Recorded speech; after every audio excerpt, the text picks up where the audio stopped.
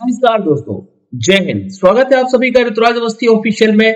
और दोस्तों, काफी इंपॉर्टेंट सेशन है आज का जो हम डिस्कशन करने वाले हैं। तो चलिए बढ़ते हैं आगे बिना समय गवाए। और अगर आपने अभी तक मुझे टेलीग्राम पर फॉलो नहीं किया है दोस्तों तो कर लीजिए। यहाँ पर आपको मेरे सारे सेशन के लिंक वगैरह अपडेट होते रहेंगे।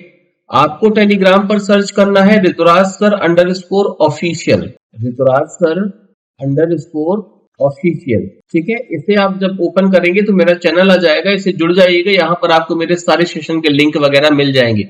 इसके अलावा आप लोग मुझे इंस्टाग्राम पर भी फॉलो कर सकते हैं। The Supreme Court refused to interfere with the Kaveri Water Management Authority direction to Karnataka to release water to Tamil Nadu. Supreme court ने कावेरी जल प्रबंधन प्राधिकरण द्वारा कर्नाटक को तमिलनाडु को पानी छोड़ने के निर्देश में हस्तक्षेप करने से इनकार कर दिया है। इसमें दोस्तों तमिलनाडु सरकार ने कर्नाटक से अपने जलाशय में से 24,000 क्यूसेक पानी प्रतिदिन देने की मांग करते हुए सुप्रीम कोर्ट में एक पर्टिकुलर याचिका दायर की थी और कर्नाटक को तमिलनाडु के लिए 5,000 क्यूसेक पानी छोड़ने के आदेश में हस्तक्षेप करने से सुप्रीम कोर्ट ने इनकार कर दिया है। कावेरी जल प्रबंधन प्राधिकरण और कावेरी जल विनिमय समिति के उस आदेश में हस्तक्षेप करने से इनकार किया जिसमें कर्नाटक सरकार को तमिलनाडु के लिए 5,000 क्यूसेक पानी छोड़ने का निर्देश दिया गया। दोस्तों, ये काफी विवाद भरा मुद्दा है तमिलनाडु और कर्नाटक के बीच में, जिसे अपन कावेरी जल विवाद कहते हैं। एक्चुअल में कावेरी जल विवाद है क्या, आइए समझते हैं इसके बारे में। दोस्तों, कावेरी जल प्रबंधन प्राधिकरण जिसे अपन CWMA कहते हैं, CWMA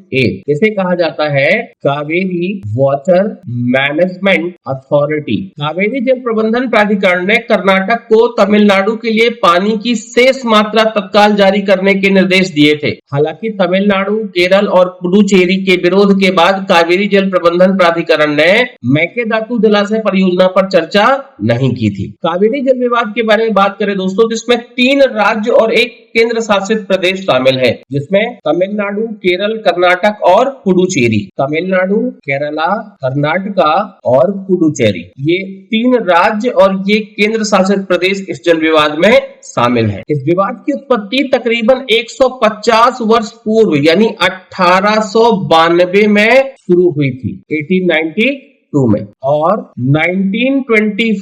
1924 के बीच तत्कालिक मद्रास प्रेसिडेंसी एवं मैसूर के बीच मध्यस्थता के 2 समझौतों के साथ हुई थी। इन समझौतों में यह सिद्धांत निहित था कि ऊपरी तटवर्ती राज्य को किसी भी निर्माण, जिसे कावेरी नदी पर जलाशय बनाना गतिविधि के लिए निचले तटवर्ती राज्य की सहमति प्राप्त करनी होगी। और हालिया घटनाक्रम अगर हम देखें तो साल 1974 में कर्नाटक ने तमिलनाडु की सहमति लिए बिना अपने 4 नए जलाशयों में पानी को मोड़ना शुरू कर दिया, जिसके परिणाम स्वरूप विवाद उत्पन्न हो गया। इस विवाद को समाप्त करने हेतु वर्ष 1990 में कावेरी जल विवाद न्यायाधिकरण की स्थापना की गई, जिसने 17 साल बाद यह निर्णय दिया कि कावेरी नदी के जल को सामान्य वर्षा की स्थिति में 4 तटवर्ती राज्यों के बीच किस प्रकार साझा किया जाना चाहिए। कावेरी जल विवाद न्यायाधिकरण का गठन केंद्र सरकार द्वारा अंतरराज्यीय नदी जल विवाद अधिनियम 1956 की धारा 4 द्वारा प्रदत्त शक्तियों का प्रयोग करते हुए किया गया था। न्यायाधिकरण के निर्णय के मुताबिक कम वर्षा की स्थिति में अनुपातिक आधार का उपयोग किया जाएगा। सरकार ने इस निर्णय के 6 वर्ष बाद साल 2013 में आदेश को अधिसूचित कर दिया था। साल 2013 में इसे अधिसूचित कर दिया गया। इस आदेश को सुप्रीम कोर्ट में चुनौती दी गई क्योंकि इसमें कर्नाटक को तत्काल तमिलनाडु के लिए 12,000 क्यूसेक जल छोड़ने का निर्देश दिया गया था, जिसके कारण राज्य में विरोध प्रदर्शन शुरू हो गए थे। इस मामले में सुप्रीम कोर्ट का अंतिम निर्णय साल 2018 में आया था, 2018 में, जिसमें सुप्रीम कोर्ट ने कावेरी नदी को राष्ट्रीय संपत्ति घोषित किया था और CWDT यानी कावेरी वाटर डिस्प्यूट के द्वारा जल बंटवारे हेतु अंतिम रूप से की गई व्यवस्था को बरकरार रखा गया था तथा कर्नाटक से तमिलनाडु को किए जाने वाले जल आवंटन को भी कम कर दिया था। सुप्रीम कोर्ट के अनुसार कर्नाटक को 284.75 284.75 हजार मिलियन क्यूसेक फीट, कर्नाटका को 404.25 25,000 मिलियन क्यूबिक फीट, तमिलनाडु को 30,000 मिलियन क्यूसेक फीट, केरला को और 7,000 मिलियन क्यूसेक फीट पुडुचेरी को जल कावेरी नदी से प्राप्त होगा। सुप्रीम कोर्ट ने केंद्र को कावेरी प्रबंधन योजना को अधिसूचित करने का भी निर्देश दिया था। केंद्र सरकार ने जून 2018 में कावेरी जल प्रबंधन योजना अधिसूचित की, जिसके तहत केंद्र सरकार ने निर्णय को प्रभावी करने के लिए कावेरी वाटर मैनेजमेंट अथॉरिटी और कावेरी जल विनियमन समिति जिसे कावेरी वाटर रेगुलेशन कमीशन का गठन किया गया था। अब यहाँ पे दोस्तों सबसे इंपॉर्टेंट है मेकेदातु जल परियोजना।